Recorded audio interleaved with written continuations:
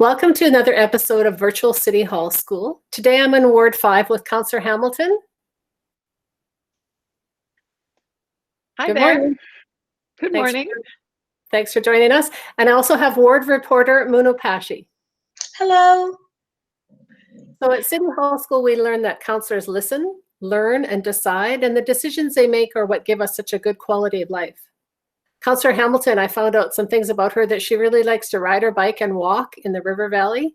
And when she was in school, her favorite subject was social studies. She liked to learn about government, history, cultures, and places. Let's find out some more about her with Menashe's questions. Thank you so much, Councillor Hamilton, for meeting with me today. This is truly an honor. Well, it's always a pleasure to see you, Menashe. My first question for you is, what is the most rewarding part of your work? The most rewarding part of my work is getting to help make decisions that will make a difference in the lives of people like you. We don't always know how things are going to turn out for us, but hearing from people that a bike path that we added actually made their life a little better, it really makes my job special. Wow, that's great. What is the biggest challenge? Well, the biggest challenge is the other side of that. We don't always know how our decisions will affect people, and sometimes it can be 10 or even 20 years before we see how things turn out. But as Mrs. Hutt often says, we have to weigh information and make decisions based on the best information that we get. But those decisions aren't always really clear. Interesting. My next question for you is, what did you want to be when you were my age? Oh, when I was your age, I loved reading and I really wanted to be a writer. So I got to be a writer for a little bit, and I hope maybe when I'm done politics, I'll go back to being a writer. Great. What 3 words would you use to describe a great leader? So compassionate. Oftentimes you're dealing with people who are maybe having the worst time of their life, or they're really struggling, and you have to be able to understand what they're feeling and where they're coming from. I think that you need somebody who's humble, who doesn't think that they know everything, and they're open to hearing new information. They're open to being wrong, and that can be really hard when you're a leader.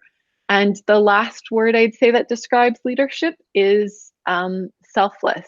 Oftentimes when you're a leader, you'll hear sometimes people say leaders eat last. It means that you have to put your needs and sometimes the needs of your family aside because you have something else that needs to be done. Wow, what great 3 words. During this time of isolation, what is something that brings you joy? Oh, I think I'm really enjoying hearing the birds. It's spring right now, and I think a lot of us have been isolated since the winter, and seeing the trees bloom and hearing the birds, even if I can't go outside during the day, it brings me a lot of joy. Yeah. There's so many caring citizens in our city. Tell us about some of the #YetCares examples you've seen in your ward. I've heard a lot of stories of people doing acts of kindness for their friends and neighbors, making sure they have groceries. You know, a lot of people have been isolated for various reasons. I think it says a lot about us that we're not judging those people or making them or excluding them. We're helping them and supporting them.